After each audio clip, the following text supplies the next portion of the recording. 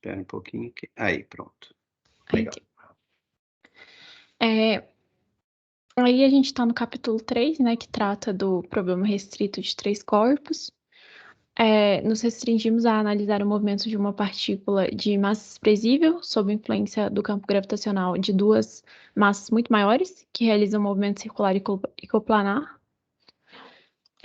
Aí, na seção 2 desse capítulo, a gente descreveu o movimento dessa partícula no sistema de coordenadas rotativo. A gente achou essas equações. E através da manipulação delas, chegamos à integral de Jacob, que é uma constante do movimento. A constante ela pode ser determinada pela medição da posição e velocidade da partícula, e a partir dela podemos encontrar as curvas de velocidade zero no sistema rotativo. E isso é importante porque a gente está interessado nos pontos de equilíbrio, que tem velocidade zero no quadro rotativo. Na seção 4, através da integral de Jacob, encontramos uma relação de Tisserand, que relaciona os parâmetros orbitais antes e depois daquele astro se aproximar de um planeta e ter seus elementos orbitais alterados por isso.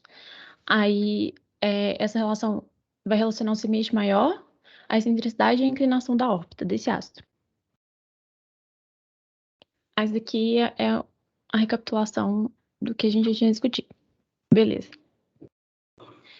E agora eu vou falar da seção 5 do capítulo 3, que trata dos pontos de equilíbrio lagrangianos. Aí nessa seção, a gente analisa os pontos de equilíbrio. Isso a gente já tinha visto ou não? Eu acho que não. Tá. Aí aqui a gente vai analisar os pontos de equilíbrio através de trigonometria e balanço de forças, sem determinar eles de fato. Aí, primeiro, o que são pontos de equilíbrio? Eles são locais onde você pode colocar a partícula P, de massa desprezível, e como velocidade apropriada no quadro inercial, e ela vai permanecer estacionária em relação ao quadro rotativo. Aí, beleza. Então, aqui nesse desenhozinho aqui, estaria representado, né, as duas massas maiores, a partícula, e o vetor A, B e C, eles vão representar a localização da massa 1 do centro de massa e da massa 2 em relação à partícula. E F1 e F2 vão ser as forças que a partícula sofre devido às massas 1 e massas 2. Ficou legal essa textura que você colocou aí. É a Terra e a Lua? A Terra e a Lua. Ah, legal. E é bom esse matemática, né? Que ele permite, dentro do texto, já na apresentação, você já coloca a figura que você manipula. Eu gosto muito, viu? Você está gostando? Gostei, eu nem sabia que dava para esconder o código. É Dá para bom, hein? esconder o código. Eu esqueci como é que faz isso. Depois talvez eu te peça, porque faz tanto tempo que eu não. Na verdade, você está no formato NB, né? Porque tem um jeito. Você salvou aí no formato NB. Tem um jeito de você salvar, que você também esconde o código e que você pode disponibilizar para as pessoas que elas podem acessar sem ter o matemática. Elas baixam um player que é gratuito lá do site, e daí elas podem acessar o seu texto e manipular, igual você está fazendo aí o seu desenho, sem elas terem matemática. E esse eu Já sei. vi isso, mas nunca usei. Esse eu sei fazer. Você tem que salvar no outro formato. Se você precisar, depois eu te explico. Uhum. Que eu também agora não lembro. E você tem que colocar alguns códigozinhos nos comandos manipuláveis que você faz para daí permitir que a pessoa consiga mexer. Mas aí, naquele lá eu sei esconder o comando, mas assim, do jeito que você fez no NB, eu já soube, sabe? Mas não lembro como é que faz. Depois eu vou te pedir. Tá. Tá. Aí a gente quer que esse ponto P esteja fixo no quadro rotativo. O quadro rotativo, o primeiro eixo dele vai estar alinhado ao movimento dessas duas massas. O eixo Z vai ser na direção do momento angular e o Y completa. Então, para P ser fixo nesse quadro rotativo, ele precisa... Juscelia, desculpa, você consegue aumentar um pouquinho mais sua tela? Eu já aumentei o máximo a minha aqui. Talvez se você for lá no... Isso. Melhorou. Assim? Já tá melhor. Tá. Aí, para P estar fixo no sistema rotativo, então B deve ser uma distância fixa, que é a distância entre o ponto e o centro de massa. Como o centro de massa é fixo no sistema inicial, então P ele vai estar sujeito a uma aceleração centrífuga na direção de menos B. Essa aceleração centrífuga, essa força centrífuga, ela surge porque a gente está mexendo com o sistema não inercial. Tá. E a gente pode escrever F como sendo a resultante de F1 e F2, né? A soma de F1 e de F2. E essa força centrífuga, ela vai ter que estar balanceada por essa força resultante, né? Força gravitacional resultante, para ela não se deslocar na direção desse vetor B. Tá? Aí, quando a gente analisa o momento no referencial não inercial, aí teria nessa força centrífuga que eu falei, e a de Coriolis. Só que como a partícula não se afasta, nem se aproxima do centro de rotação, que é o centro de massa, então a força de Coriolis ela não vai existir nesse caso.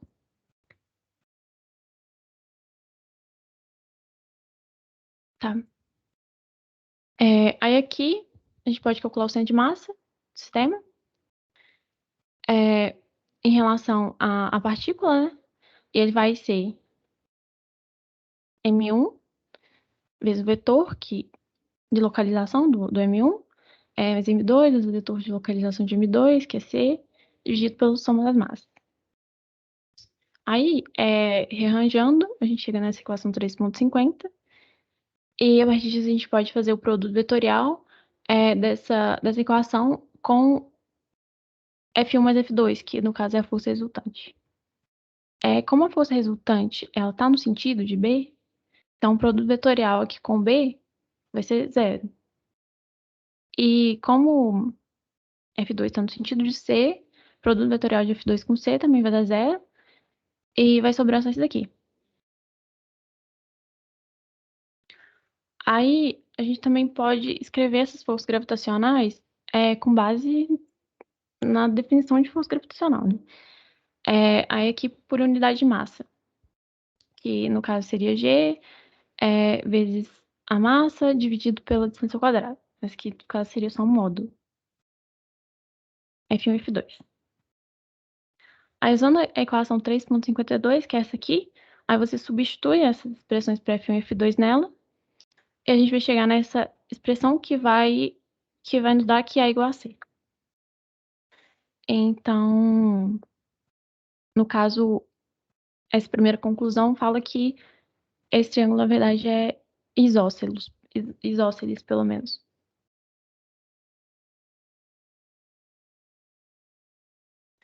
Aí tá. Aí agora a gente faz o balanço de força no quadro rotativo, né?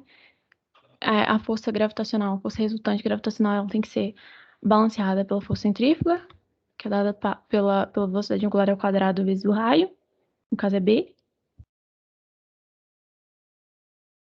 Aí aqui, substituindo F1 e F2 lá, pela definição de força gravitacional, a gente chega nessa expressão. Aqui também, no lugar de C, coloca ao quadrado, porque são iguais, né? No lugar de ser ao quadrado, colocar ao quadrado. Aí vai dar para simplificar dessa maneira.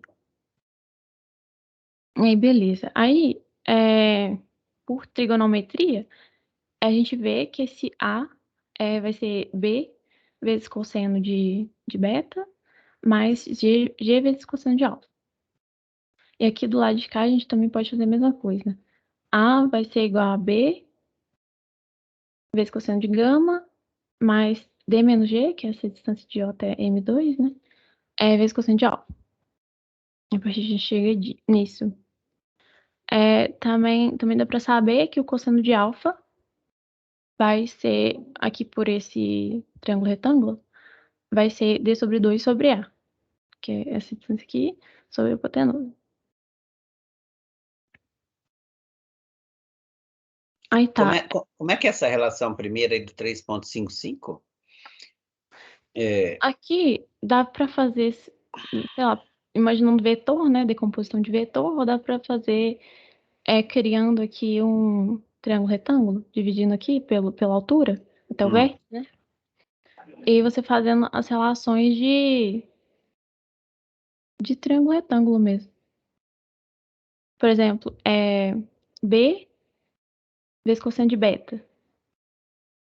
Ele vai dar, está multiplicando o ângulo, né, Entendi.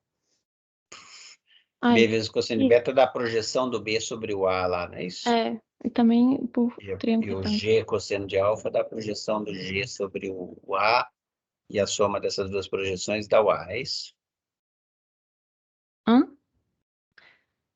O Sim, B cosseno de beta dá a projeção do B em cima do A, do sim, lado A. sim. E G cosseno de alfa, a projeção do lado G sobre o A. E a Uhum. soma dessas duas projeções dá o A inteiro, é isso? Sim. Aí, isso nesse lado. Aí a segunda equação aqui faz a mesma coisa, só que pro lado de cá. Ah, tá. Ok. Aí, pela definição de centro de massa, mas agora pegando na própria origem, né? M1 vai estar. Você pega M1 vezes a posição, né? Que é menos G. Mais M2 vezes a posição aqui, que é D menos G. Isso daqui vai dar o próprio centro de massa, que é zero. Porque a gente está pegando com respeito a ele mesmo. Aí aqui a gente isola o G, chega nessa expressão aqui. A partir dela, fazendo D menos G, chega nessa expressão também, que a gente vai usar depois. Aí tá, aí dá a expressão 3,54. Aí eu vou mexer com esse lado da direita aqui agora. A gente pega essa equação aqui e vai substituir B cosseno de beta por A menos G cosseno de alfa, que sai dessa 3,55. Aí também vai substituir B cosseno de gama, que sai dessa segunda equação aqui, por A menos D menos G vezes cosseno de alfa. Aí essas são as duas primeiras substituições. Aí depois substitui G por essa expressão que dá 3,57. E o cosseno de alfa pela expressão dá 3,56 aqui. E o resultado, ele vai ser dividido vai ser divisível por esse termo aqui. E vai dar esse daqui. Sendo assim, a gente conseguiu simplificar esse lado direito, né, daquela equação lá, para isso daqui. Ok? Que maravilha, hein? Não precisa fazer essas contas todas na mão, né? Sim. Para descobrir também como é que faz as coisas também. Foi Foi. complicado. Foi. Como é que você fez O quê? para descobrir os comandos, esses, Eu fui pesquisando. por exemplo, essa barra, pontinho aí, né, que vai substituir na expressão, né? Eu entrei numa página lá de como manipular as equações no matemática. Você escreveu assim no Google É. e achou um Em lugar lá, é inglês. isso? Aham, Mas em inglês, né? é. Ou foi... Em inglês. Legal. E daí você pergunta como substituir expressões na equação, eles indicam, dão exemplos e tudo.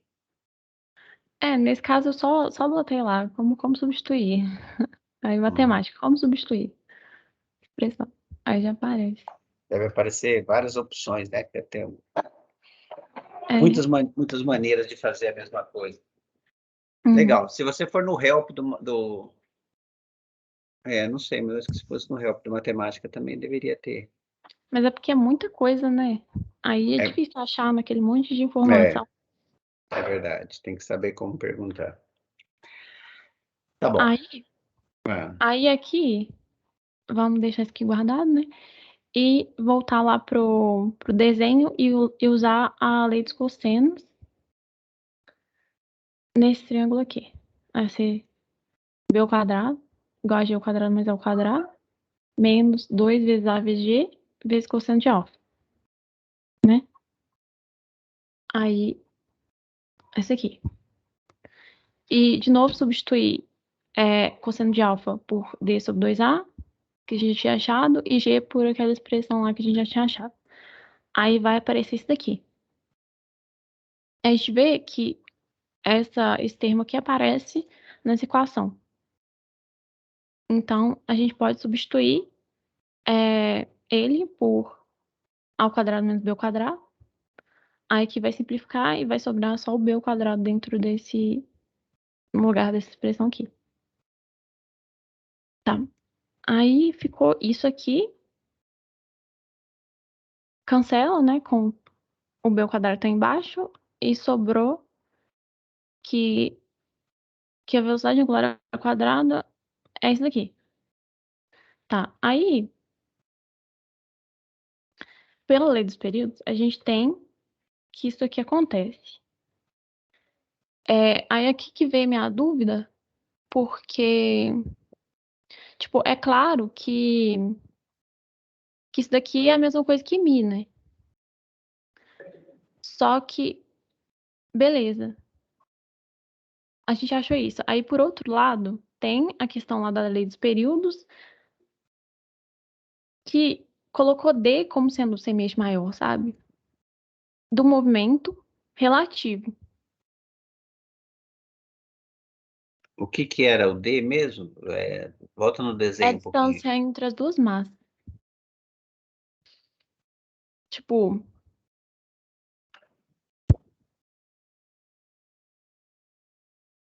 É a distância entre as duas massas. E qual que é a sua dúvida, então? por que ele é semi-eixo maior do movimento de P? Ou não? Ou compreendi errado do que tá dizendo aqui? Porque nessa Deixa, equação o que entra é semi-eixo maior, né? deixa eu pensar um pouquinho. É,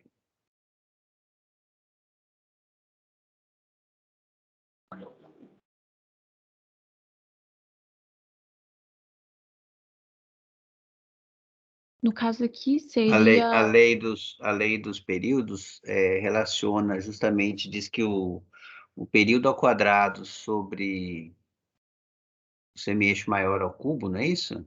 Uhum. É constante, que é o que você está escrevendo aí, certo? Mas o período, para a gente, é o período dos primários, né? Esses primários, Uhum. eles estão girando em torno do centro de massa e estão no movimento circular até, né? Quer dizer que o período é fácil de calcular, né? Está diretamente relacionado com a velocidade angular. Aí aliás, a velocidade é constante, né? Porque é uma circunferência que eles descrevem. Uhum. Então, e esse n que está aí, que é a própria velocidade angular, né? É a velocidade angular do sistema rotatório todo. Em particular, eu acho que ele está usando a lei dos períodos aí para o movimento de qualquer um dos primários, né? Mas por que o semi-eixo maior dele seria D, sabe? Ahn, Porque o movimento é circular? Dos, dos dois, sim, né? Mas do P eu não sei. não, não, eu acho que ele não está tratando do P. Ele está usando a lei É dos porque. períodos, Uhum. porque olha só, você quer achar um ponto onde o P fica parado, né? A gente No sis- começou fazendo balanço de força no P, né? E esse N ao quadrado B também é a força. essa é a força que o P sofre, a força centrífuga. Então, mas esse n ao quadrado que você está buscando aí é a velocidade angular que você vai impor ao sistema giratório para que haja o balanço de forças, né? Que a força centrípeta compense com a gravitacional, não é isso? Uhum. Então, você vai girar esse sistema com uma determinada velocidade angular, e é essa, e você está buscando a velocidade angular que satisfaça isso que você acabou de falar, do balanço de forças, A certo? conclusão disso daqui tudo foi que, tipo, o A vai ser igual a D. Então, que daí o triângulo é equilátero, não é isso? Uhum. Tá, não, beleza. A conclusão a gente sabe, mas vamos ver se a gente. Você apagou sua dúvida? Não, eu Você ainda tô tinha com a uma. dúvida, mas eu vou escrever aqui. Minha dúvida era um monte de interrogação. Isso, isso. Então, vamos tentar sanar a sua dúvida, então. A sua dúvida é por que que aparece essa relação aí, T2, 4, Pi, 2, Não, Mi, D3. isso daqui é beleza. O problema é por que que colocou o D no semi-eixo maior, sabe? Então, por que que é essa? Então, porque a sua dúvida é essa primeira equação aí, É. com o D em particular, né? Por que que tem esse D aí, certo? Uhum. Tá. Ele está dando a dica que tem a ver com os períodos.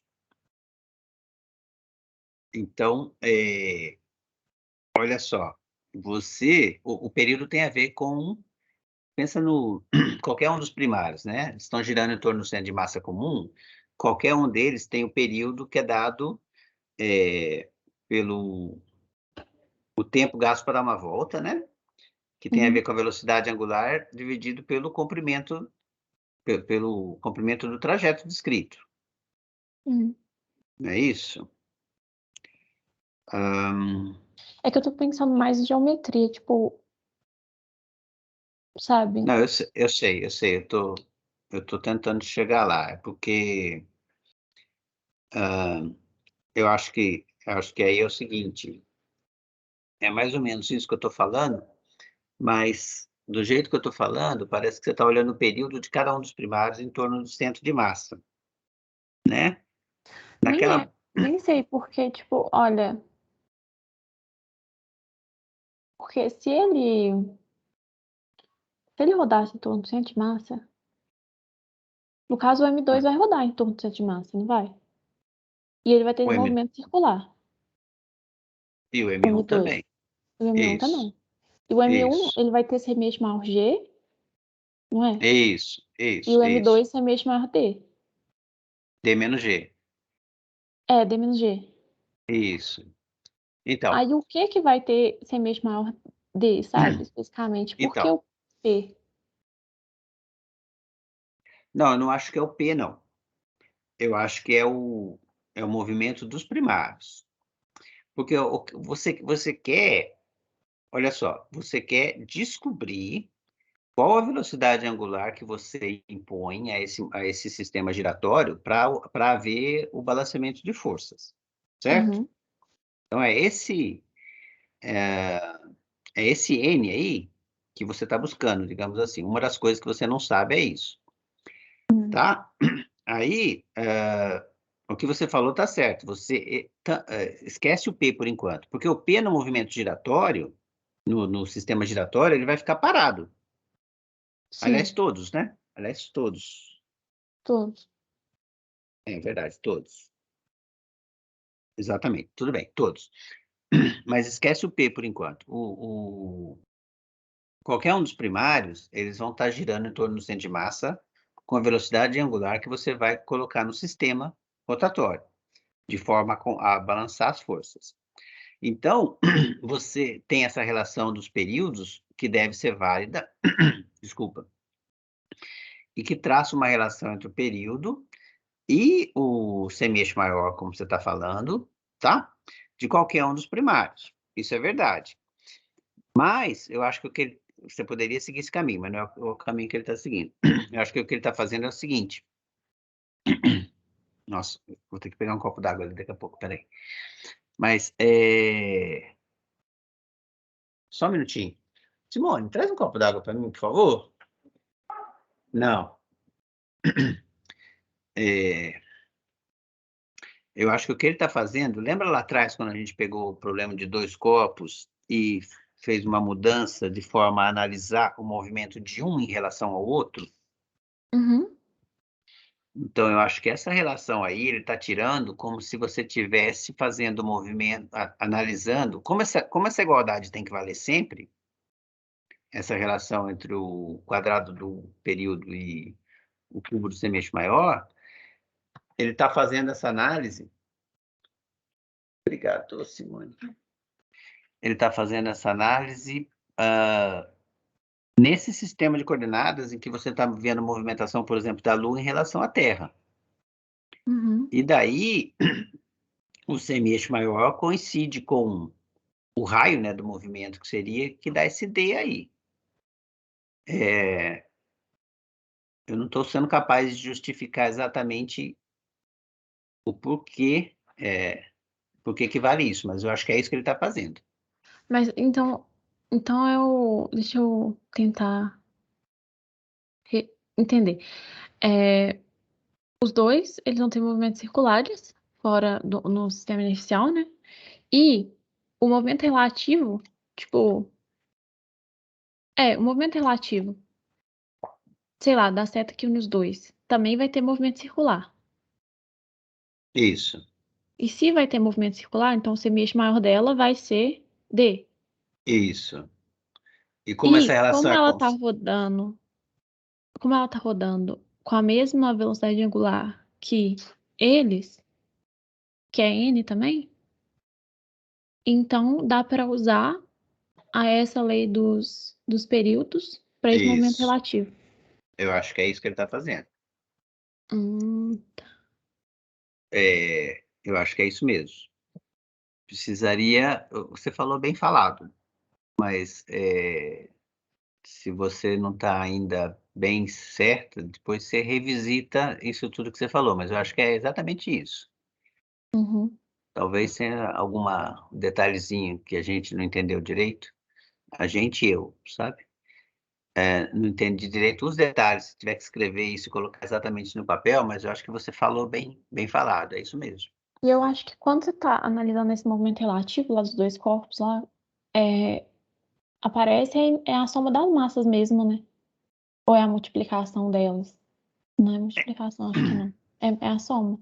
Então, precisa revisitar lá, porque isso aí vai ajudar a gente a dar a resposta a isso, né? Se for, E se for, tem que já coincidir. E fica, outra já coisa, fica. que só me deixou um pouquinho, que minha memória não ajuda, é que quando a gente fez esse negócio de mostrar que o t ao quadrado sobre, vou usar a letra D mesmo, D ao cubo era uma constante, né? É, Tem um problema que primeiro era uma aproximação do Kepler, aí depois viram que é verdade, mas com uma condição de que o Mi fosse escrito de maneira certa, não sei. então, foi porque é uma lei de Kepler, né, isso aí. E É. daí, pro caso em que o Kepler usou, a coisa só batia, assim, batia com o grau de precisão que ele tinha para checar, porque a massa do Sol era muito maior do que a massa de qualquer planeta, não é isso? Porque ele não botava a soma das massas, né, eu acho. Que eu lembro. Então, eu lembro que tinha esse detalhe, que na verdade eu vou até ver de novo, então, para ver se eu te respondo com mais clareza isso, mas era uma coisa assim, que era uma aproximação, o que Kepler fez era uma aproximação. Agora, no caso em que a gente tenha 2 corpos só, certo? É uma aproximação, porque no caso do sistema planetário, que ele calculou lá tudo, que ele fala que essa razão vale para todos os planetas e é uma mesma constante, é é uma aproximação, mas é uma boa aproximação, porque além do Sol e de um planeta, tem muitos outros, e além disso, a massa do Sol é muito maior do que a de todos os outros.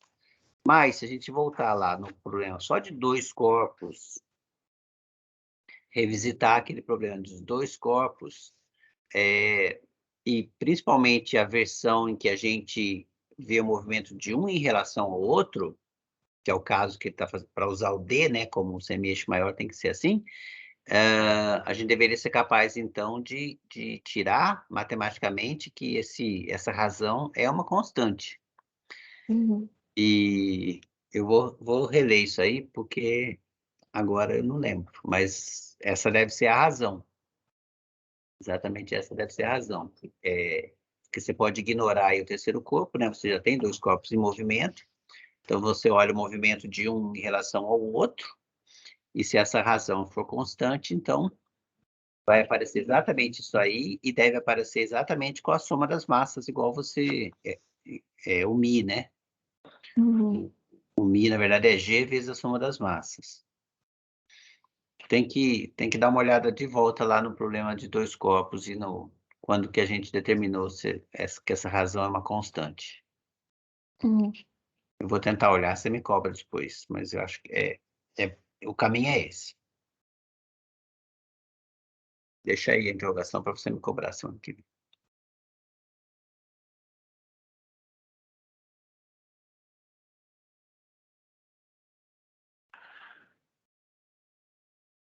Então, com isso aí, você substitui tudo ali e chega o quê? Que Não, aí aqui, o que acontece?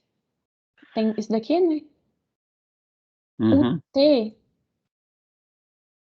não, o N, ele é definido como 2π sub T. Aham, Então N ao quadrado vai ser isso daqui. aham. Aí arranjando isso daqui, 4π ao quadrado sub T ao quadrado vai ser igual a μ sobre D ao cubo. Ok. E o μ, pelo menos nesse movimento relativo, aparentemente é G vezes a soma das massas. E No caso aqui, né, sobre D ao cubo. Só que da relação aqui de cima, a gente vê que o N ao quadrado também é igual a esse G vezes a soma das massas, só que sobre A ao cubo. Então, tá. no caso, o D teria que Claro, ser igual a A. entendi. Ok. Então, o triângulo é equilátero. É. Aí a conclusão é que o sistema tem um ponto de equilíbrio em um dos vértices do triângulo equilátero, de lado D, e nos outros vértices tem a M1 e a M2. E também teria um segundo ponto de equilíbrio no triângulo refletido. Ok. E na próxima sessão ainda vai achar mais outros 3 pontos de equilíbrio ao longo da linha que une as massas. Ok. Aí aqui eles são chamados de L1, L2, L3, L4, L5. L4 e L5 é o que está nesse triângulo. Uma coisa que eu fico um pouco encabulada é que todos esses pontos de equilíbrio eles estão no z igual a zero. É, você consegue mostrar isso também, viu? Não com essa abordagem que foi feita aí, mas se você olhar naquela apostila do Idelberto, que, na verdade, o jeito que esse livro está fazendo é bem mais elegante e tal, e menos contas e tal, mas se você olha na apostila do Idelberto, ele leva... Aliás, sobe um pouquinho, deixa eu ver uma coisa lá no começo do seu texto, que tinha as equações de equilíbrio. Pera, lá no resumo? Acho que era. Ah, isso. Olha só, quando você... Só que esse sistema aqui já... Essa equação do 2 aí, Hum, já está no sistema giratório? Não, né? tá no sistema rotativo. Está no sistema rotativo. É, Então tá. Então, equilíbrios são pontos que zeram, é, onde x, y e z estão constantes, certo? Ao longo do sim. tempo. Então, em particular, as derivadas dessas coisas, primeira e segunda, são zero, Uhum. né? Então, em particular, você tem... Ah, não, mas bom, tudo bem. Você tem Z dois pontos igual a zero. Bom, você tem todo esse lado esquerdo aí igual a zero, Uhum. certo? Quando você olha para a expressão do lado direito, que garante essas igualdades, por exemplo, se eu olhar para a última equação, vai ficar zero igual a derivada do u em relação a z. Uhum. Quando você substitui a expressão para o u que você tem ali e força isso a ser zero, vai aparecer z igual a zero. Então, é como consequência dessa última igualdade aí que o z é igual a zero. Ah, tá. Aí tem, no caso, quando substitui o U. No U. Quando você olhar para a Quando terceira deriva o equação... U. Isso. Quando você deriva o u e força isso a ser zero. Deriva o u em relação a z, no caso, né? Quer Uhum. dizer, você vai derivar o u em relação a x e forçar ele a ser zero por causa da primeira equação. Vai derivar ele em relação a y e forçar ele a ser zero por causa da segunda equação. E por causa da terceira equação, você vai derivar o u em relação a z e forçar isso a ser zero, para achar os pontos críticos. Entendi. Essa última equação, igualada a zero aí, vai te dar vai te dar z igual a zero. Se você tiver uma expressão para o U fácil aí de visualizar, é bater o olho e você vê isso que eu te falei. Isso. É porque agora, nessa próxima sessão, acho que vai mexer com isso. Ah, tá. Então vamos lá. Aí aqui é, é procurar esses pontos, né? Que a aceleração e velocidade é zero no quadro rotativo. E aqui, aí que vem, né? Aqui não mostrou, pelo que eu lembro, né, do livro, eu acho que não mostrou que o movimento é confinado em Z, só assumiu, entendeu? Mas ele fala Aí, assim, ele fala acho que assumindo o é, quê? acho Ah, que é, é? quer ver? Quero. Peraí. Porque isso não precisa assumir, não. Aqui, Assume that all motion. Não. Não, não. Aí ele está assumindo que o movimento dos primários, ele é planar, né? não, sim. Então, ele está assumindo que esse plano, onde se dá o movimento dos primários, é o XY. Então, assume that Hum, all motion. Se bem que parece que não é isso que ele está falando, não, né?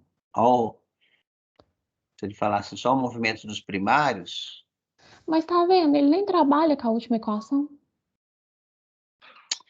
então, não, mas se ele tá assumindo do jeito que você falou, ele Eu pode. entendi assim.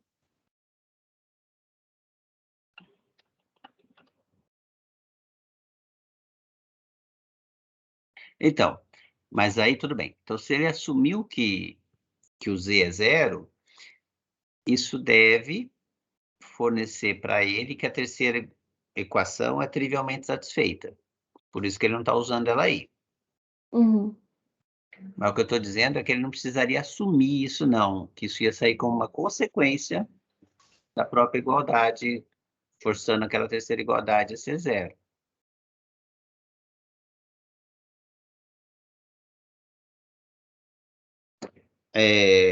Fisicamente dá para a gente perceber, né, que ela teria que ser um ponto de equilíbrio, tem que estar no plano, porque senão a resultante das atrações dos dois primários, mesmo tendo uma rotação em torno do... Né, como a rotação é justamente feita em torno do eixo que é perpendicular a esse plano de movimento, a força gravitacional dos dois primários não teria como se anular, né, no sistema giratório, porque teria uma componente, vamos supor assim, que se o terceiro corpo está no hemisfério superior, acima do plano, na posição Z positiva, por exemplo. Então, mesmo girando esse sistema giratório, a gravitação dos dois primários ia ter a parte da resultante que apontaria para baixo, né, puxando esse terceiro corpo para o plano onde estão os dois primários, ela nunca ia se anular, mesmo estando girando. Concorda? Fisicamente. Sim, é porque Eu acho que se não fosse, por exemplo, no plano, sei lá, se a partícula não tivesse, tipo, no eixo Z, se ela estivesse no eixo Z, ela nem teria força centrífuga, né? Pra balancear. Porque Aí ela estaria, o estaria plano tá girando em torno do eixo Z. Aham. Aí, no caso, é porque no plano, Z é igual a zero, essa centrífuga é máxima.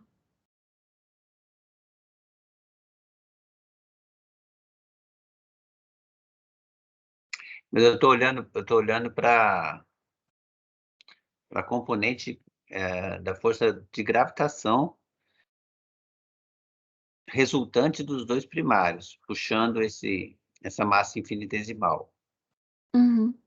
entendeu? Mesmo se você tivesse um sistema giratório e o corpo tivesse fora do plano onde giram o terceiro corpo fora do plano onde giram os outros dois, então, vamos dizer assim, a força centrípeta ia apontar numa direção,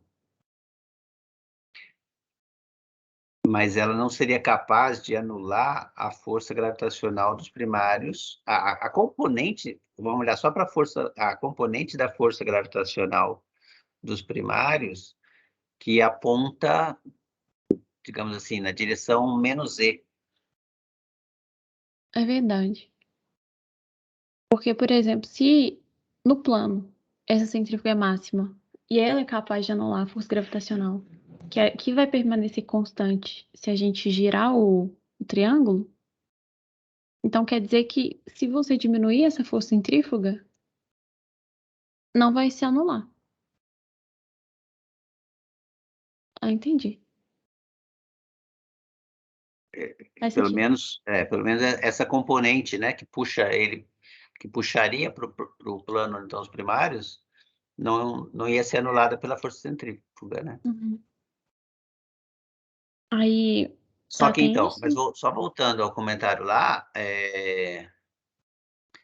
talvez ele tenha feito isso por simplificação, porque como ele fez essa abordagem diferente, por exemplo, do Hildeberto, ou ao contrário, né, pode ser que o Hildeberto, lá na apostila dele, fez a abordagem do jeito que ele fez, porque daí ele não precisava supor que o movimento se dá no plano Z igual a zero.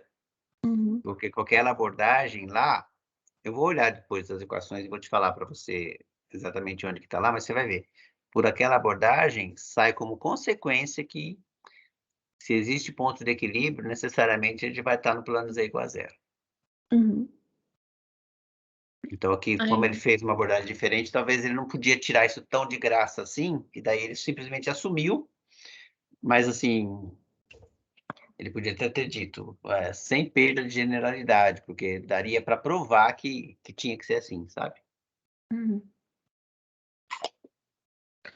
Mas aí fora isso, também usa esse sistema de unidades que você considera uma unidade de distância, a separação das duas massas, e a velocidade angular igual a 1.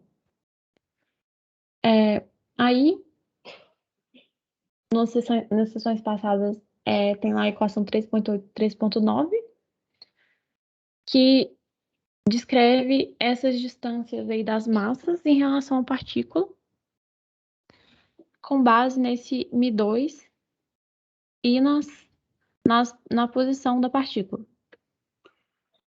É, do sistema rotativo, no quadro rotativo. O só um pouquinho. μ2, hum,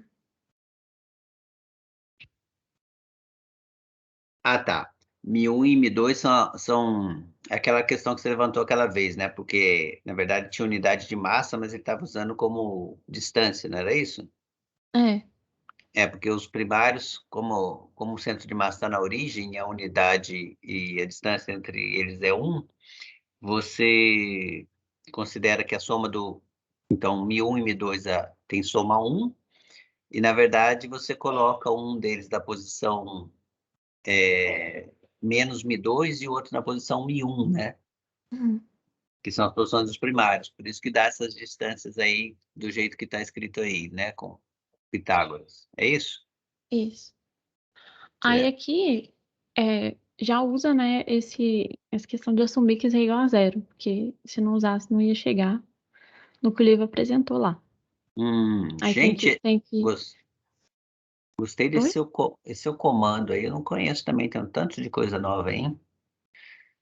Add É, sides, multiply sides. Olha só. Eu preciso aprender a usar essas coisas também, que eu fico com uma preguiça de matemática não faz do jeito que eu quero. Mas aí pois você é. diz exatamente o que fazer, né? Uhum. Ah, legal. Depois eu vou dar uma olhada com calma. Aí Tá a lá partir no. das equações, eu não coloquei ainda não, você quer que coloque? Eu quero. Eu posso atualizar também, né, com base que eu vou escrevendo nele. É. É, mas aí, o que faz aqui? Pega essa primeira equação, multiplica ambos os lados por 1.000. Aí aqui tem que assumir que 1.000 é maior que zero, porque senão acontece várias possibilidades. E 1.000 é maior que zero, porque está relacionado à massa. Uhum, Na segunda equação, multiplica ambos os lados por 1.002. Aí, próximo passo é adicionar as duas equações e, no lugar de 1.000 mais 1.002, substitui por 1. Aqui. uhum. Aí vai chegar nessa equação aqui. Tá. Aí, beleza. Essa equação 3,63 do livro. Só lembrar, até agora você só escreveu. Isso aí veio tudo só da equação das distâncias do terceiro corpo em relação aos primários, não é isso? Exatamente. Tá. Uhum. Aí tá. Aí a gente tinha lá, né, a equação dessa energia, desse potencial, que na verdade não é potencial. Aham. Aí, ok. Aí aqui você vê que tem um x ao quadrado mais y ao quadrado, né? A Uhum, gente isola ele e joga nessa equação. Então aqui uhum, tá substituindo x ao quadrado mais y ao quadrado por o que essa equação dá. uhum, E o n é 1, né, pelo uhum. que foi convencionado. Aí, a partir disso, a gente chega numa equação potencial que vai só depender dessas distâncias da partícula em relação às massas, né, que é R1 e R2. Isso. Aí, beleza. Aí aqui eu só rearranjei para ficar igual tá no livro, mas é a mesma coisa. Aí você pega a equação do movimento para y e para x e y, né? Z ignora, porque assumiu que z é igual a zero. Então, Juscelia, tenta aí, depois, não ignorar a derivada em relação a z e escrever como se fosse uma 3,66b aí, a relação del U del Z igual a zero, para ver se não sai, então, como consequência que o Z teria Ah, que ser tá. zero. Entendeu?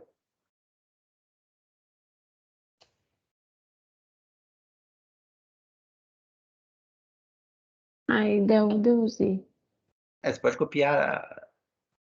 Ah, sabe por que que tá. É porque ignorou aqui, porque quando for escrever R1 e R2 lá, excluiu o Z, você viu? Colocou Z como sendo zero. Você que excluiu, não? Não, eu acho que o livro excluiu, porque senão ele não tinha chegado na mesma relação que eu.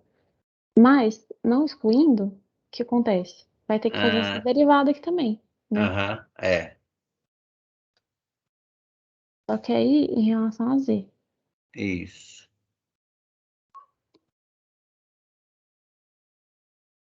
Exato. Só que daí você não tem a relação de cima, né? Aquela relação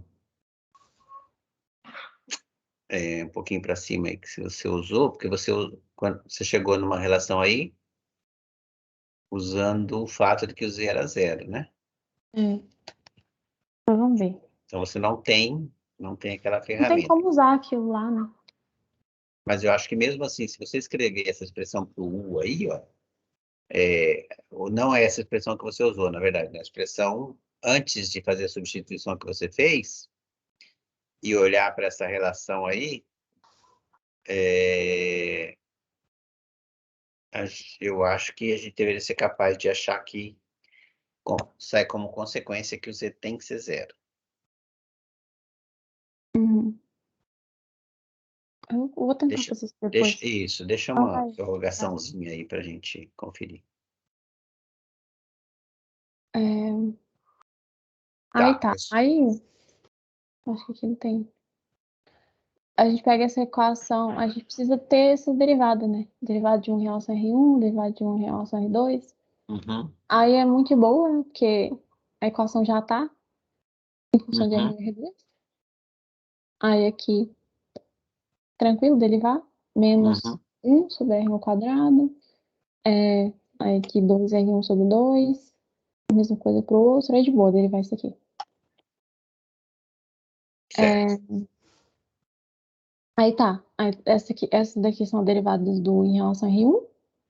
Essa aqui derivada do em relação a R2. E para achar a derivada de R1 em relação a x e R2 em relação a x ou a y, a gente usa isso daqui. Também é Aham, tranquilo. Aí vai desse daqui. ok. Aí só a partir disso, enquanto essas equações 3,67 e 3,68. Beleza. Aí, de cara, nem precisa olhar para isso. A gente vê que se é, a derivada de 1 em relação a R1 e a derivada de 1 em relação a R2 for zero, vai zerar, porque vai zerar os dois termos, né? Certo. Tá. Que ocorre quando R1 é igual a R2, que é igual a 1. Porque a gente calculou, né, a derivada do em relação a R1, calculou em relação a R2, e a gente vê que se a gente substituir aqui o R1 e R2 por 1, vai dar zero os dois. Então você recupera as soluções equiláteras, né? É. Aham, Aí isso é a solução do triângulo equilátero, porque a gente convencionou a distância da maçã e da nossa 2 comum também. isso. Aí tá. O que eu botei aqui? Ah, tá. Tem lá, né, aquelas equações essa do R1 e do R2. Cadê? Aí a gente quer achar o x e o y para aquela condição, né? Não Ah, só achar R1 e R2. Aí substitui aqui R1 e R2 por 1 aham. E resolve o sisteminha. e resolve o sistema. E o matemática resolve bonitinho, gente. Aí o x vai ser meio Ó, que é, beleza, aí sim. menos v2 e o y mais ou menos raiz de 3 sobre 2. Aí beleza, essas aí as soluções do triângulo equilátero L4 e L5. Então, na abordagem anterior, você só tinha mostrado que era equilátero, mas não mostrava a posição. E aí você está É, listando exatamente onde, né, as coordenadas dos pontos de equilíbrio, de Lagrange e L4 e L5. sim. E- E meio que isso daqui nem depende, né, daquele outra transição, porque isso daqui já prova e mostra ao mesmo tempo. E acha ao mesmo tempo. É isso que eu estava pensando aqui. Podia não ter feito aquilo lá, né? Mas eu acho que é só pra mostrar que dá pra achar só com coisa Mas básica de balance de força. eu acho também que porque historicamente foi meio que feito assim, sabe? Primeiro, não, como é que foi? Não, foi o contrário. Parece que primeiro foi Euler que descobriu os colineares. Bom, agora não sei. Mas talvez seja, talvez historicamente tenha sido assim. Aí ele resolveu apresentar assim. Bom, vamos lá. Aí, a outra coisa que a gente vê aqui dessas equações é que se o y for zero, essa segunda equação já está automaticamente satisfeita para todo x. Exatamente. Então, agora seria só analisar em quais x qual x que ia satisfazer essa primeira equação aqui de cima. E y é igual a zero, dá os colineares, não é isso? Dá os coordenadas. Uhum. Tá, é exatamente o que isso daqui tá falando. Aí o que acontece? R1 e R2 é igual a 1. A gente já tinha lá as equações lá de R1 e R2, mas voltando aqui de novo. Se o y for zero, a gente tem algumas opções, né, para R1 e R2. É mais ou menos isso, mais ou menos esse. A gente vai olhar essas opções e ver o que acontece. Aí a primeira opção é essa, para R1 e R2, está satisfazendo aquela equação lá. A soma dos dois dá 1, então quer dizer que a partícula 3, a partícula vai estar entre os dois, né? Para a soma dos dois ter que dar 1, ela tem que estar entre os dois. R1 mais R2 é consequência da forma como você escreveu. Entendi. Tá, e que é também a distância entre os dois. Né? A distância Aí entre os dois aqui, primários também é 1. Então, por isso tem que estar entre os dois, tá certo? E aí aqui, se a gente derivar essa primeira aqui em relação a x e a segunda em relação a x, a gente vai obter isso daqui. Certo. Aí tem a equação 3.67, deixa eu ver de onde que ela vem. Essa 3.67, que a gente quer descobrir o x que satisfaz ela. Que é o que sobrou. Aí tá, aí ela tá aqui. A diferença é que aqui no lugar de R1, substitui por 1 menos R2, né? Que sai disso aqui. Ok. Aí beleza, ficou só depender de R2. Aí o que acontece? Aqui, a gente isola, como isso daqui tem que ser zero, a gente pode isolar Mi2 sobre Mi1. E Mi2 sobre Mi1 vai ter que ser igual a esse termo aqui, dividido por esse. Ok. Aí tá. Aí aqui eu só coloquei para mostrar que esse termo dividido por esse vai ser divisível por esse termo aqui. E vai Tá. sobrar isso daqui. Entendi. Né? Então, esse termo vai ser igual a isso vezes isso. Que ainda a gente pode simplificar tirando esses 3 aqui. Que é a equação 3.74 do livro. Aí tá. Defina alfa como sendo Mi2 sobre 3, Mi1, aí passo 3 para cá, raiz cúbica. Aí beleza. Tirou raiz cúbica aqui. Você tem E essa a relação. afirmativa é que para R2 pequeno, existe uma solução próxima a R2 igual a alfa. Aí o que acontece? Como a gente passou o 3, tirou a raiz, aí essa igualdade virou isso daqui. Certo. Aí, para isso daqui ser aproximadamente R2, esse termo aqui tem que ser aproximadamente 1, esse daqui também. Mas enfim, dá para obter isso com séries. Beleza. Aí, a gente expande essa expressão do alfa em séries. Até a ordem 4. Peraí, você está forçando o alfa a ser... Desculpa, o R2 a ser o alfa, é isso? Não. Quando você expande em séries, você força isso? Não, força. Não, Tá só por aproximando. que você está expandindo esse em série? Porque você quer dizer, na verdade, um pouco antes. Por que você escreveu que o alfa é igual... Tá. Não, só para mostrar que pode existir uma solução próxima a R2 igual a alfa, se o R2 for pequeno, entendeu? Entendi. Você pegou a expressão para o alfa ali e vai expandir ela em série. Em série em R2, entre 0 e 4. Aquilo ali é próximo do zero, é isso? 4 termos, é isso? Até a ordem 4 e próximo do Essa zero. ordem qual? Certo, e próximo do zero. Eu não sei Então, se é próximo do zero. esses símbolos, esses zero aí depois do R2, não é isso na série? Ah, é? Eu não sabia, não. Eu Eu achei que acho. era, tipo, 4 termos que simbolizavam, sei lá. Não, 4 termos é esse 4.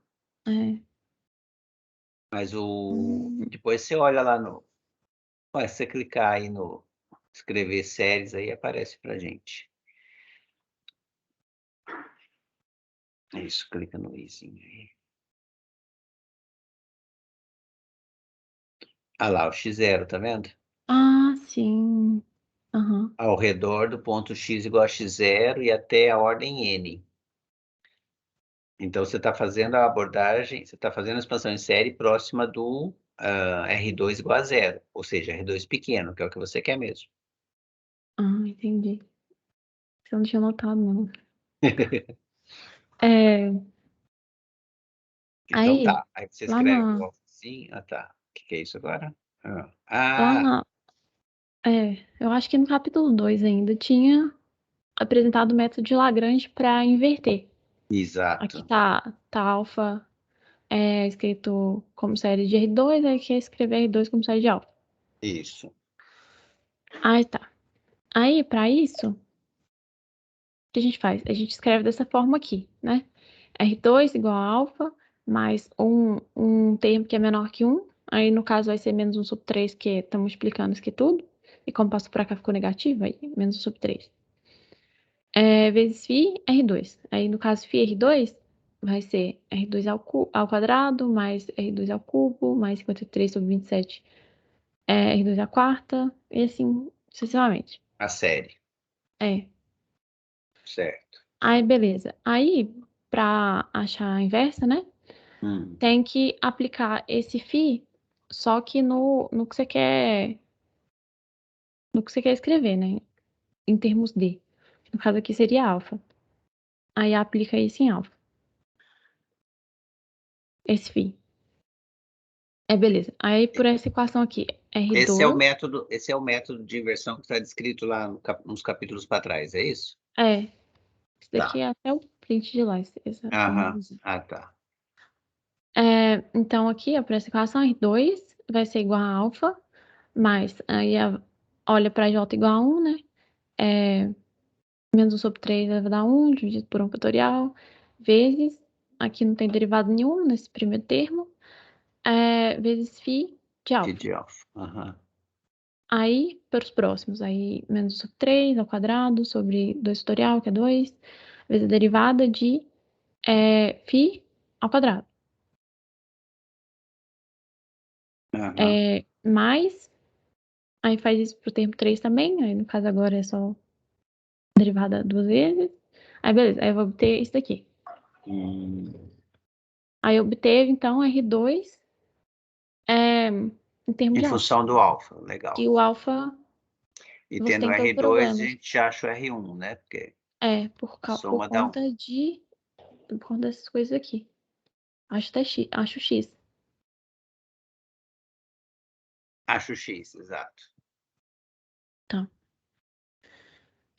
Aí, esse daqui pra frente, eu fiz a mesma coisa, só que Não deu meio errado, sabe? deu meio errado? É, Então vamos ver. aí tá. Mas Eu ia falar que podia pular, porque era a mesma coisa, mas se deu meio errado, então vamos mas ver. você quer que eu coloque o livro do lado pra ir comparando? Não, me fala onde que deu. Vamos ver se eu consigo Olha, detectar o erro. até o alfa aqui deu certo. Ah, Aí depois eu fui calcular o R2, aí o que dá no livro? Deixa eu lembrar. na hora de fazer o processo da inversão.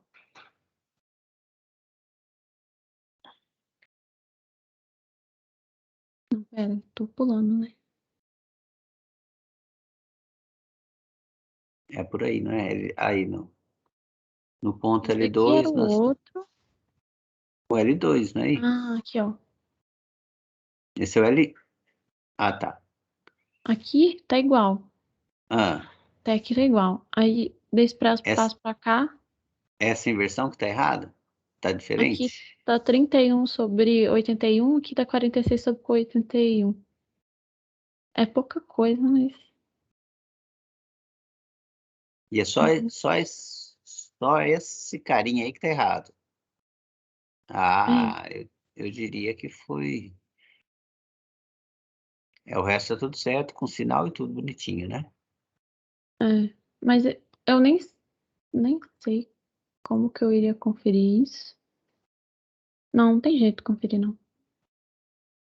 Não, você refez o processo igual no pro L1, não foi? Foi. Será que só sobe um pouquinho? Tem que tomar algum cuidado, que eu estava olhando ali, que talvez sobe um pouquinho. Isso, sobe mais. Aí, ó. Ah,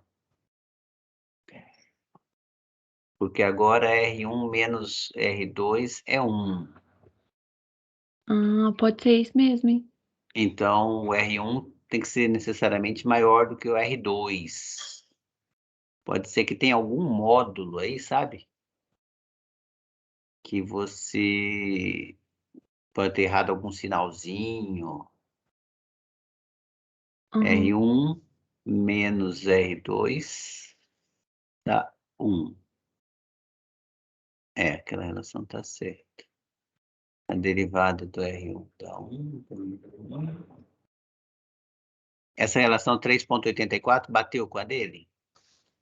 Deixa eu ver.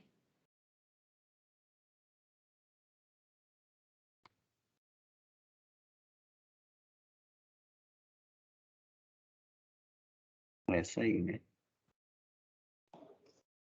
Bateu. Aí essa aqui, deixa eu ver até onde tá.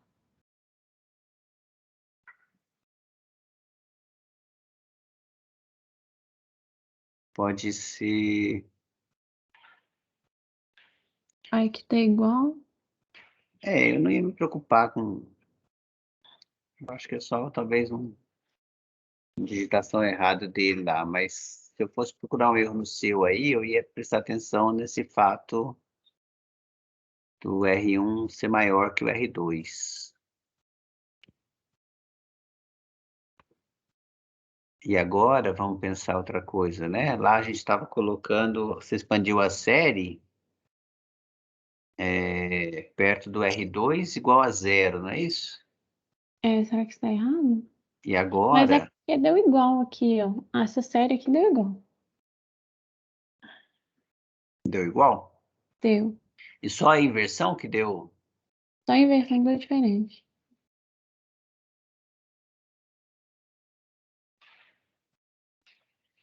E R2 vai ser alfa, você fez no mais. matemática, né? Você não deve ter errado em conta, né? Para fazer a inversão, você fez as substituições tudo com matemática. Uhum. Então, você nem digitou as equações de novo. Não deve ter erro aí, né? Deve ser um erro de digitação dele. Mesmo assim, coloca uma Era. interrogação. Eu acho. Não, eu tô confundindo. Eu achei que era um 9 aqui, mas não é um 9, não. 37, esse 46 aí que tá. 31 para 46. Ah, eu não me preocuparia com isso, não. Tá. Mas o seguinte também deu errado. Ah, é? É. Hum. Onde que isso daqui foi usado mesmo? Então, eu acho que não foi, né? Conferir de novo. Tá igual.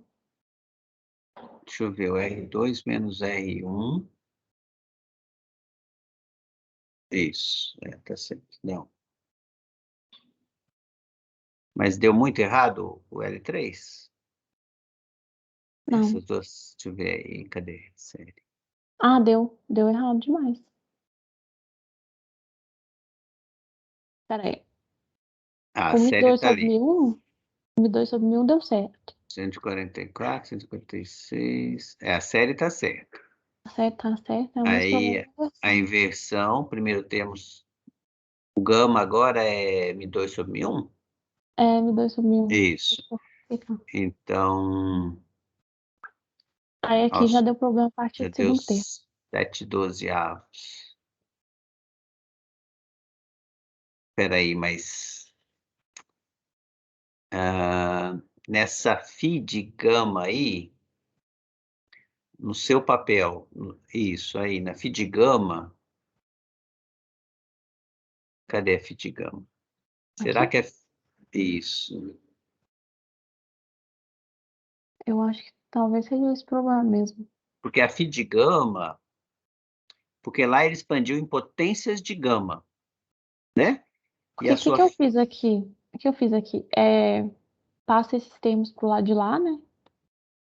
Pro lado de cá. E, no meu entendimento, você tem que isolar beta. Então, no caso, teria que multiplicar por menos 7 sobre 12 a equação, né? Aí aqui ficaria beta. Aí isso daqui ficaria menos 7 sobre 12, que é o que está escrito aqui. E menos 7 sobre 12 vezes o que está do lado de lá. Aí aqui eu já tinha resolvido o sinal, então eu não coloquei. Aí 7 sobre 12. Tá vendo? 7 sobre 12. E eu dividi isso por 1 sobre 3, aleatoriamente, porque você tem que multiplicar por um termo que é menor que 1, né?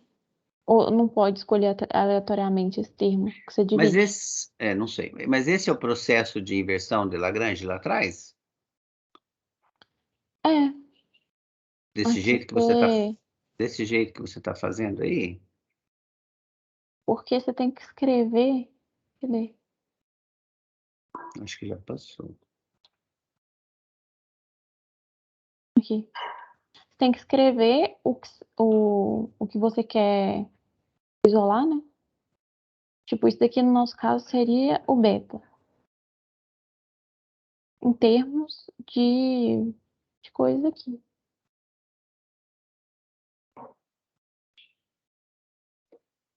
No Agora, caso seria o esse, R1. então, esse E que aparece aí, que é menor do que 1, ele não deve ser também uma escolha arbitrária, não, porque senão pode ser isso que, se cada um puder escolher o E que quiser, Oh, mas quando eu coloco outro E, dá o mesmo resultado? ah, é? Uhum. Só que o que que eu vou mudar? Eu vou colocar, tipo, sei lá, 9 aqui, mas eu tenho que mudar aqui embaixo também. Só não pode ser maior que 1, porque senão vai dar problema. Aí vai o roda diferente. Uhum, Não, deu igual, tá vendo? uhum.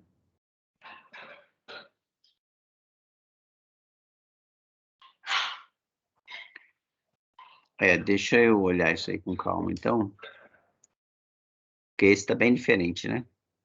Tá, tô partindo do segundo termo. 7, 12, lá tem... Ah, mas espera aí.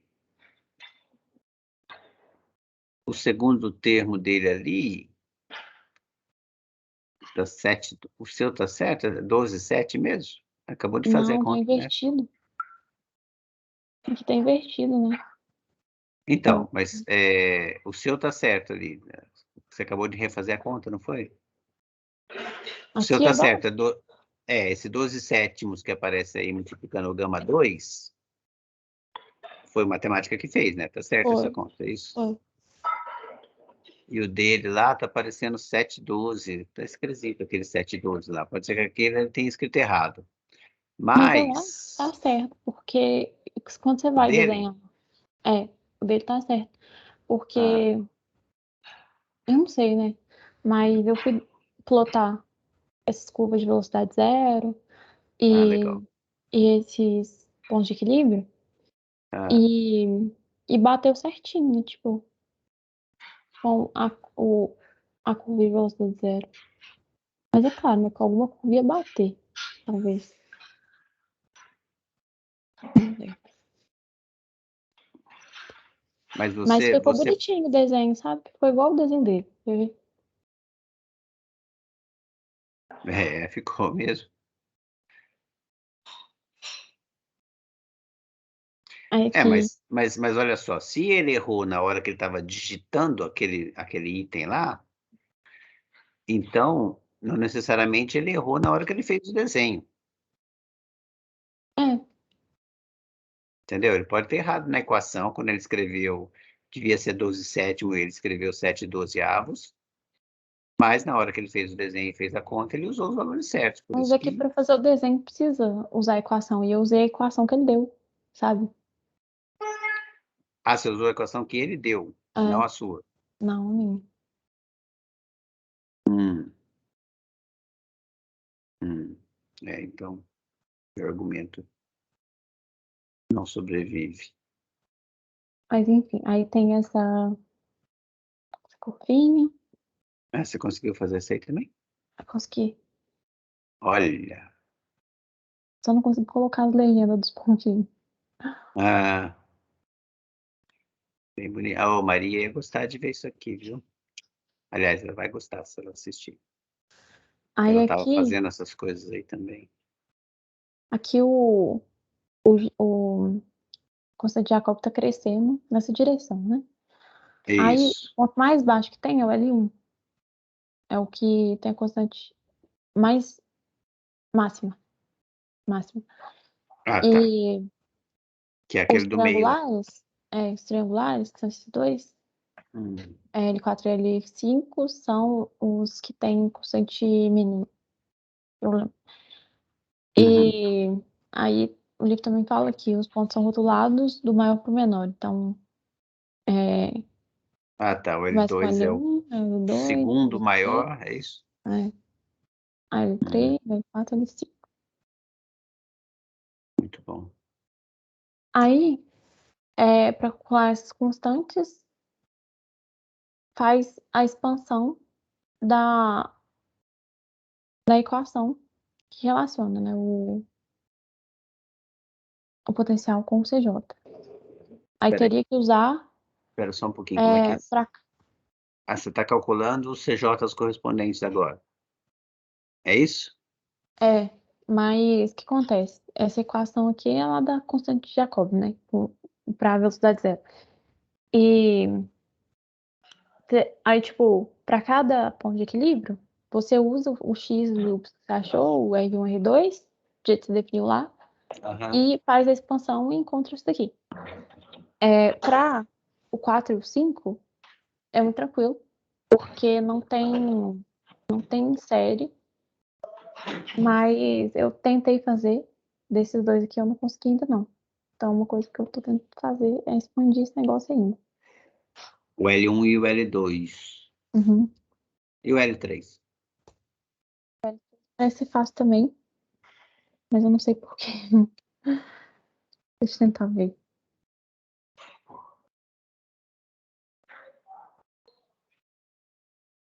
E em É, português você escreve?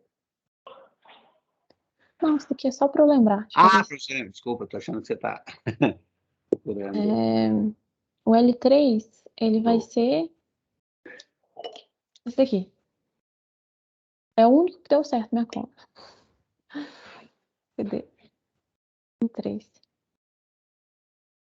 Não, na verdade não. Ele é o último. Deu mais ruim. Deu o quê? É o que deu a pior resultado. Ah, o que deu certo era o L1, né? Uhum. Primeiro que você fez. E o L4 Aí, é. Aqui R1, R2. R2 podia substituir por 1 menos R1. 1 menos R1.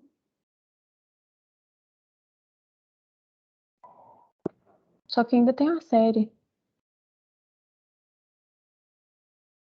Enfim, eu vou deixar fazer isso depois, que vai demorar.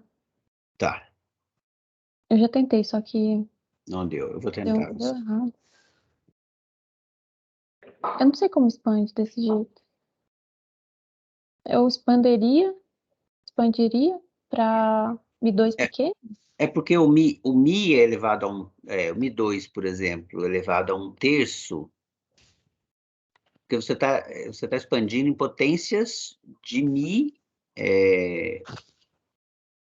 Ah, não.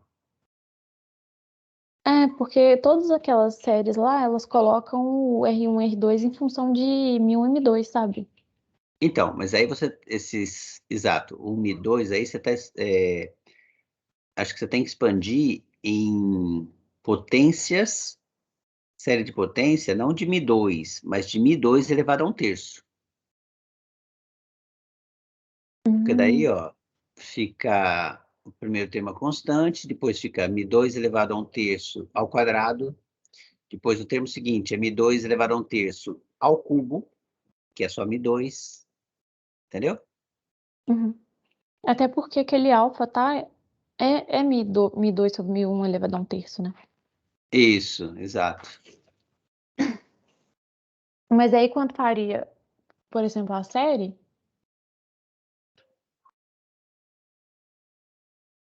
A série aí você tem que fazer, eu acho que você tem que fazer. iria botar como argumento daquele lado lá o alfa? Não, pera. Mi2 elevado a... Ele ia aceitar? Não sei, tem que pensar, né? Se não aceitar, você coloca uma outra letra e depois você Porque o troca alfa essa tava letra por assim. Mi2 elevado a 1/3. Entendi. É, Aí isso tá elevado a 1/3. Aí depois troca o Mi1 por Mi2. Uhum. porque aí só está aparecendo os Mi2, né? Por que mesmo? Você achou uma. Pela relação entre o Mi1 e o Mi2, é isso? É, Ah, tá, que a soma é 1, não é isso? Não, é isso? Não. Qual é a é, relação?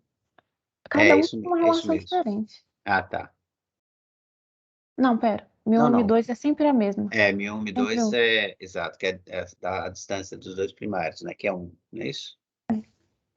Mas aí então eu vou pra outra sessão. Eu tento fazer isso. Tá. Como que eu...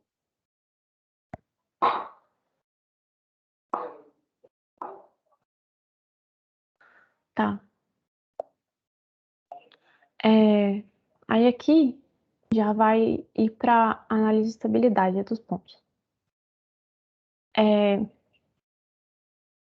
Quando o sistema ele é submetido a uma força conservativa, a energia mecânica vai permanecer constante.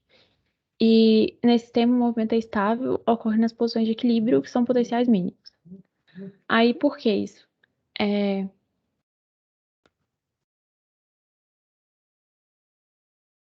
Você está no potencial mínimo.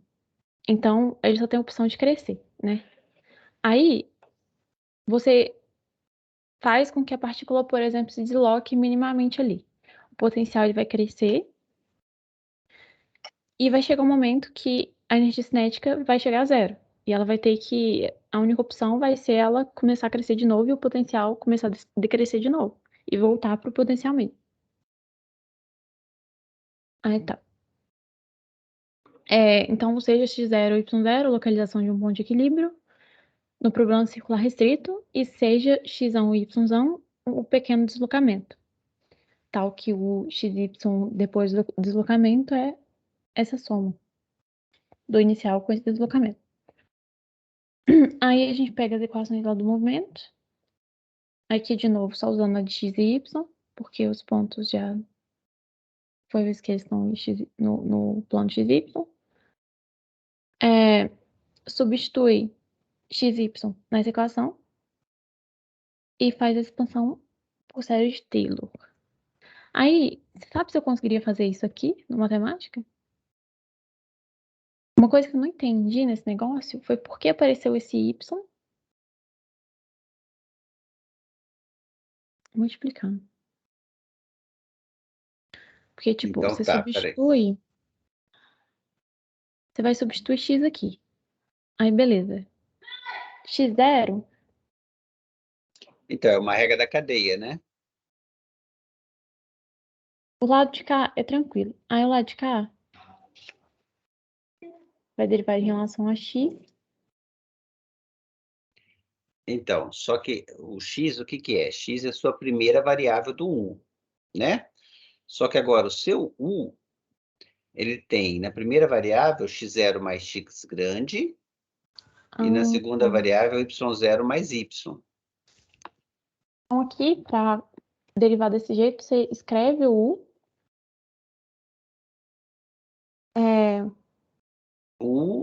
Fica U de x0 mais x grande, vírgula y0 mais y grande. É isso. Tá. Porque Aí, agora, eu acho só uma coisa, hein?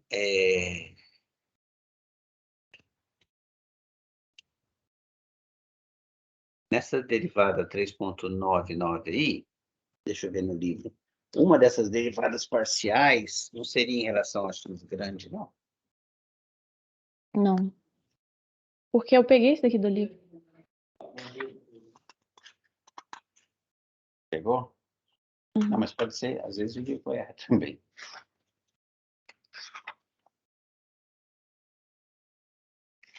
Só um minutinho.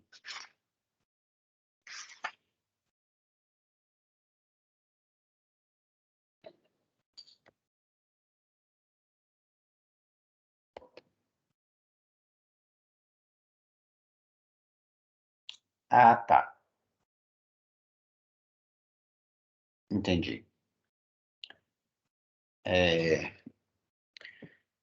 É porque é o seguinte, ó, essa derivada do U é que tem que tomar cuidado com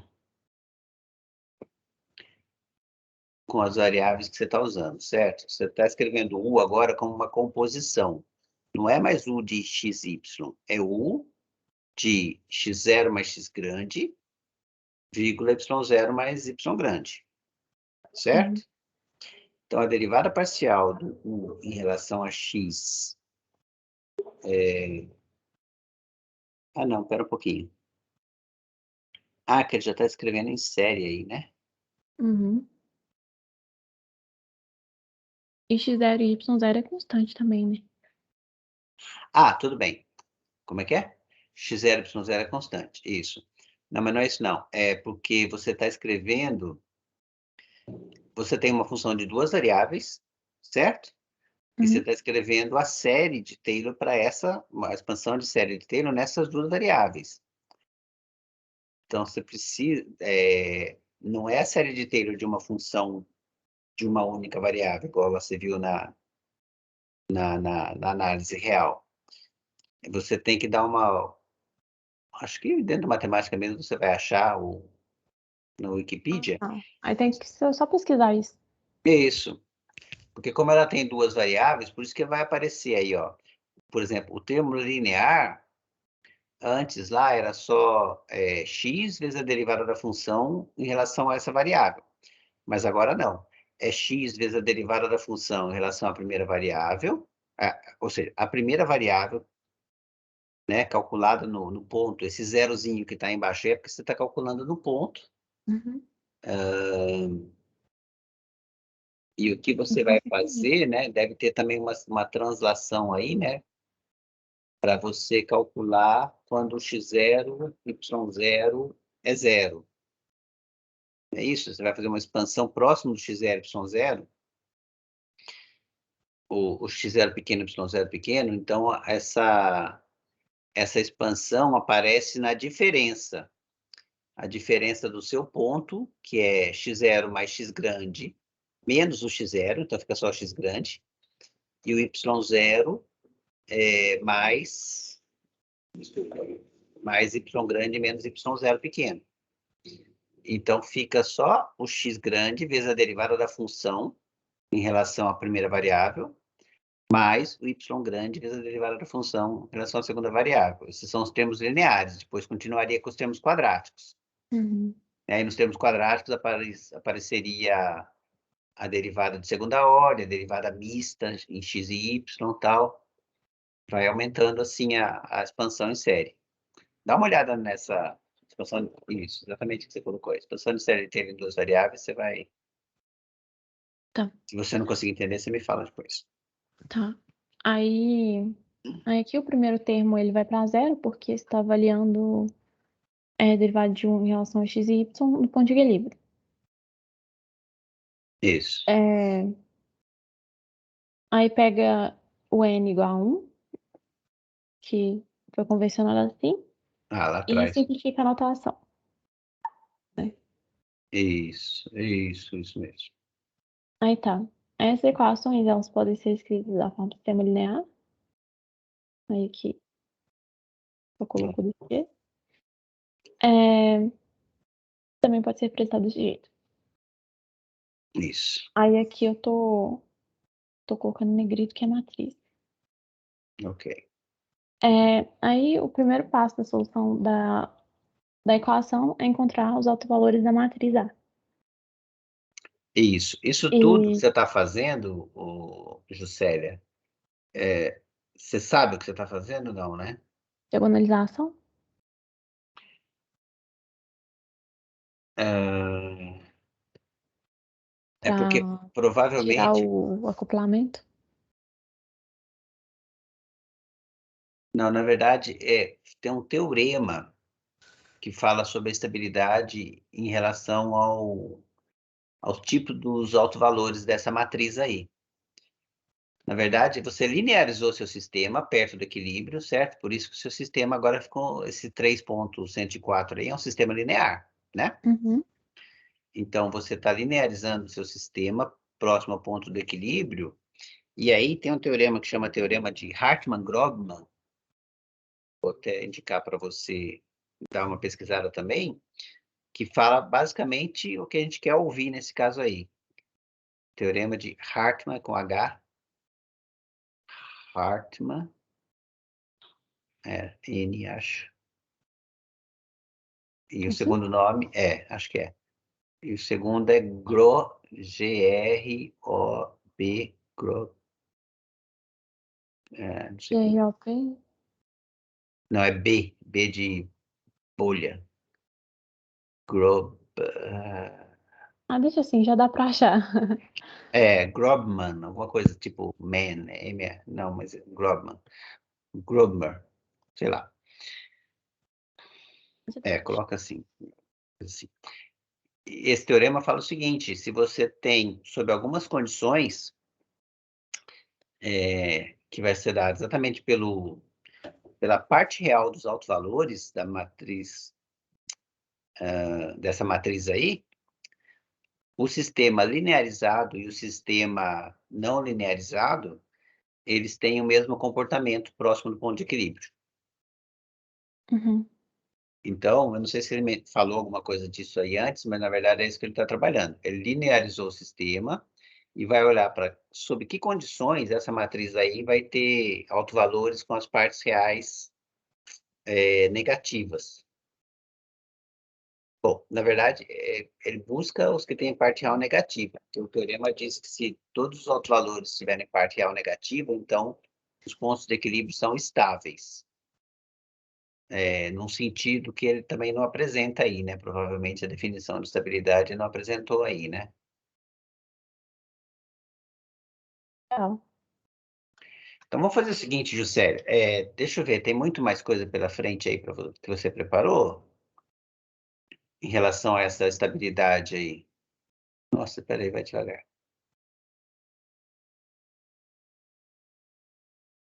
Esse daqui eu Tá, já não então sei. vamos fazer o seguinte, ó. Antes da gente seguir, bom, como as contas estão todas aí, volta um pouquinho mais para cima, deixa eu ver o que ele fala. Quer dizer, A questão de estabilidade mesmo tá mais para baixo.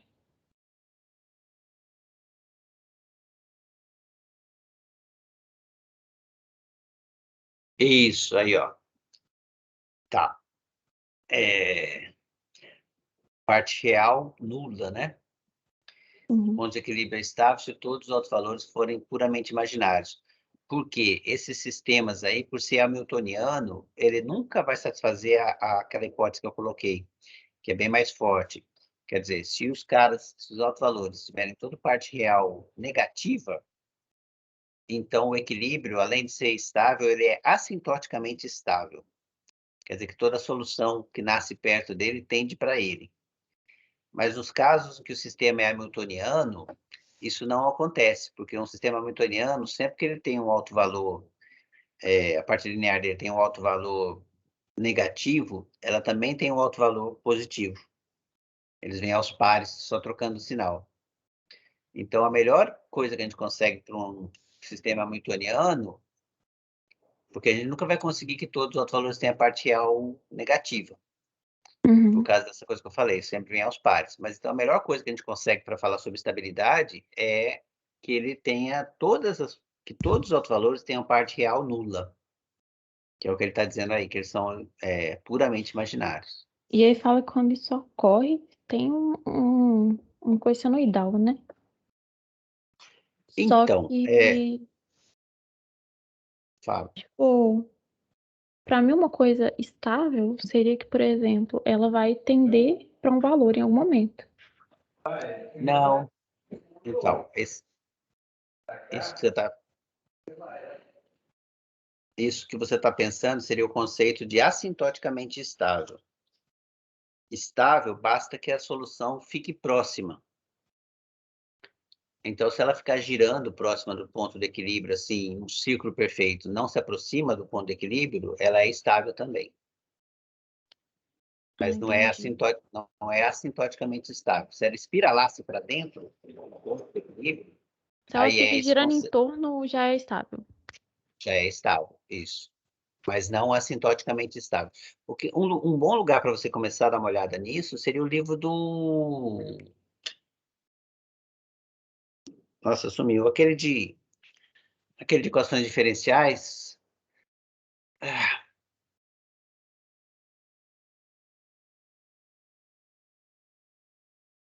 eu tenho ele ali. Eu te passo o nome aí. Pessoal, qual livro de cálculo de equações diferenciais você usou? Você usou do Foi seu curso original. do Reginaldo, né? Boyce. Ah, esse aí é ED, EDB, EDD. isso. No Boyce de prima, é porque lá tem o conteúdo também de equações diferenciais ordinárias. Dá uma olhadinha lá. Acho que é capítulo 9 que fala sobre estabilidade, e lá, inclusive, tem a definição formal matemática. Eu até estava comentando com a Maria esses dias, que esse conceito matemático formal vai ser interessante a gente entender para a gente poder comparar com as coisas que o professor dela está falando lá, sabe? O pessoal de dinâmica orbital tem um Eu conceito já muito... mexi com estabilidade, tipo, em circuitos elétricos, em sistema de controle, mas aí a estabilidade ela é diferente, porque no caso, É de uma equação diferencial? não, é de uma função de transferência. Então, porque talvez não seja a mesma coisa, mas lá no caso do professor dela, do sistema do curso de vocês, né? É a mesma ideia. Só que o que que ele quer? Ele quer colocar um satélite em órbita e que ele fique paradinho lá por, por muito tempo, digamos assim. Ele pode até, ele não precisa ficar paradinho, mas ele não sai muito longe do lugar por muito tempo. A definição matemática não é por muito tempo, é para sempre, entendeu? Então, esse muito tempo pode ser relativo também. Um satélite, 10 anos Uhum. pode ser muito tempo, ou dependendo do preço do satélite, ele tem que compensar ficar paradinho lá por 50 anos, sei lá. Paradinho, tipo, não decair com rasto, ou o quê? Ou velocidade angular dele. Não, matematicamente é paradinho mesmo, Hum, certo? Ou um pouquinho mais frouxo, é assim, o movimento dele fica limitado a uma vizinhança do ponto. Tem o ponto de equilíbrio, que a gente está falando sempre que estabilidade de pontos de equilíbrio. Então, o ponto de equilíbrio, matematicamente, é o ponto onde, se você estacionasse o satélite ali, exatamente naquele ponto, e fosse um satélite pontual, né, que não ocupa espaço, só ocupa um ponto, matematicamente ele ficaria para sempre, uhum. certo? Agora, isso é ser ponto de equilíbrio.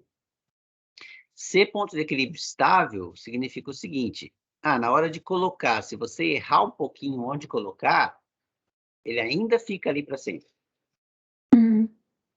Ser estável, ser assintoticamente estável, significa, se você errar um pouquinho e colocar ali ele, além dele ficar para sempre, ele vai tender exatamente para o ponto de equilíbrio.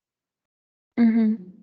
E ser instável significa que, por mais próximo que você coloque do lugar exato, uma hora ele se afasta arbitrariamente.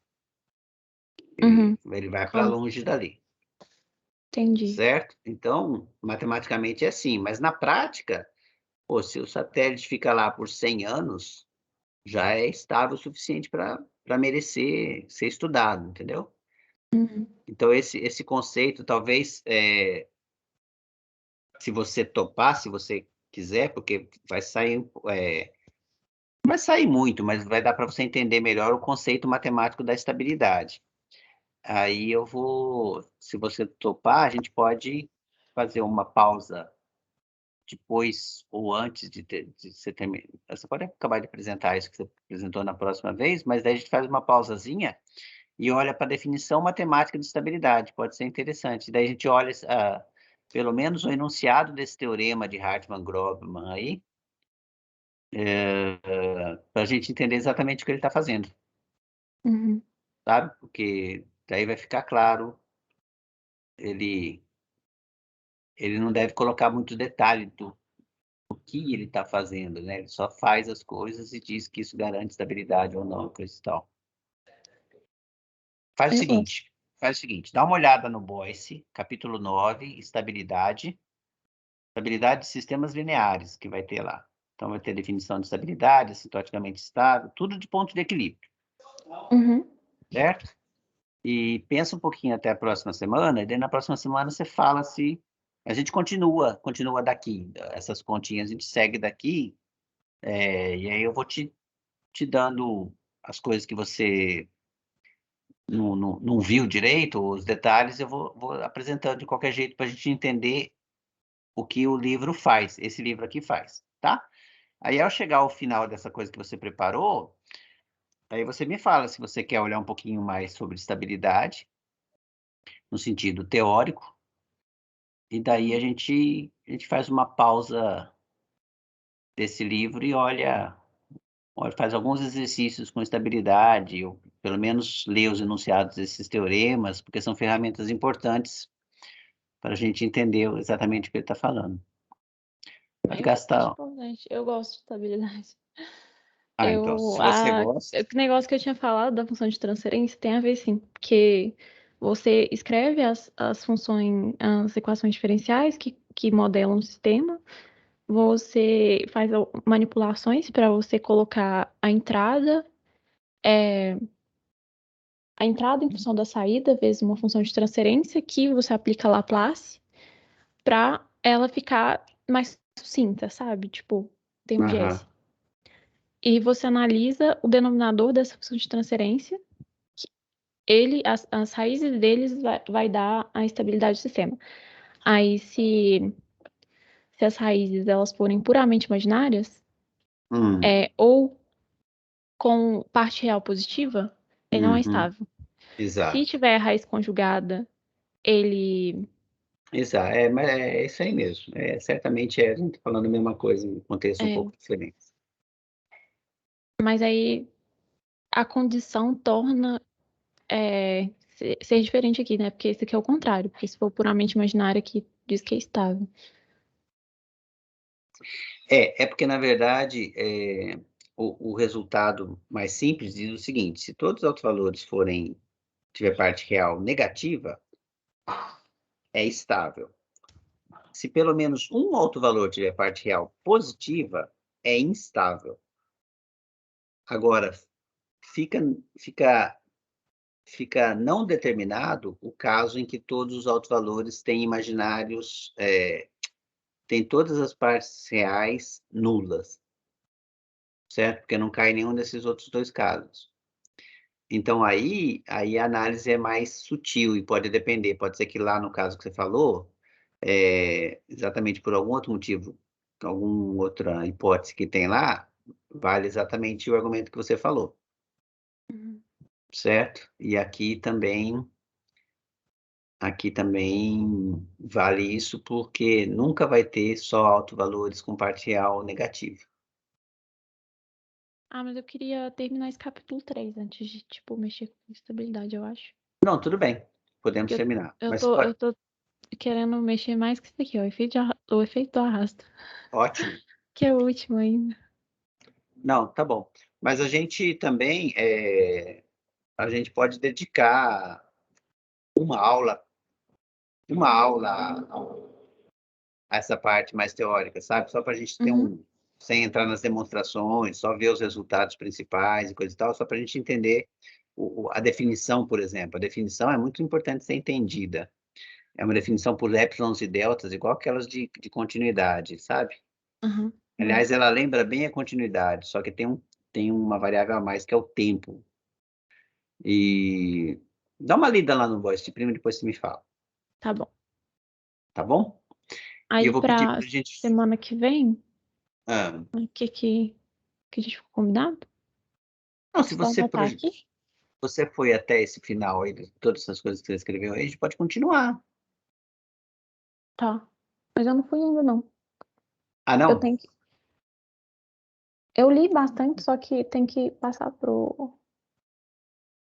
Não, matemática. então, então tá. Então faz o seguinte. Então, é, dá uma lidinha no Voice Prima e vê se se você ficou curioso o suficiente para a gente dar uma olhada nisso na semana que vem. Definição de estabilidade. Tem alguns exemplos lá, são exemplos bem simples. Tá E dá uma olhada também nesse teorema de bom. Hartmann-Grobman. Eu acho que é Grobman também, uma coisa assim. Eu escrevi aqui em cima, eu acho que já dá pra achar. Mas, Grobman. Tá bom? tá bom. Então, até semana que vem. Ok. Tá joia. Outra coisa que eu ia te perguntar é se você quer tirar 1 ou 2 semanas de férias também. Bom, a gente já tirou, né, praticamente, mas É. foi mais por minha culpa. Então, como você está em férias e outras coisas, de repente. Ah, eu acho a série. Eu não sei, sabe? Aí depende de você, porque pra séries, pra mim, é até mais tranquilo. Então, vamos embora. Vamos embora, Pô, porque daí quando apertar durante o semestre, a gente pode marcar uns encontros, porque já tá, é, a gente já dançou nas férias. é. Tá bom. Ah, tem que encerrar a gravação, né? Peraí, como é que faz Já isso? encerrou, eu acho. Tanto tempo que deu ou não?